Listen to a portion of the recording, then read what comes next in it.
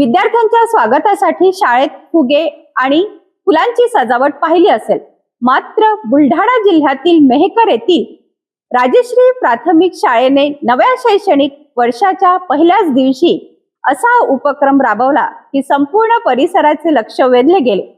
तब्बल 318 विद्यार्थ्यांचे सजविलेल्या बैलगाडीतून स्वागत करत शिक्षणाचा अनोखा श्रीगणेशा करण्यात आला। पाहूया आमचे प्रतिनिधी गजानन राऊत यांचा हा विशेष रिपोर्ट।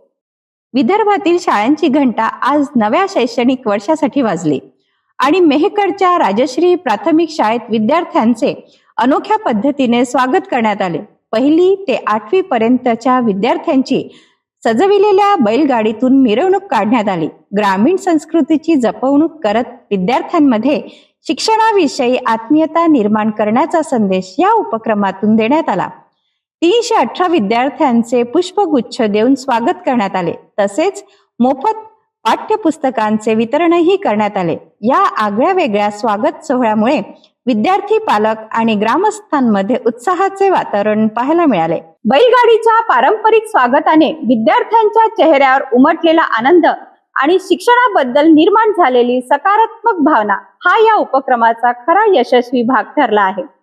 मेहकरच्या राजश्री प्राथमिक शाळेचा हा उपक्रम इतर शाळांसाठीही प्रेरणादायी ठरत आहे।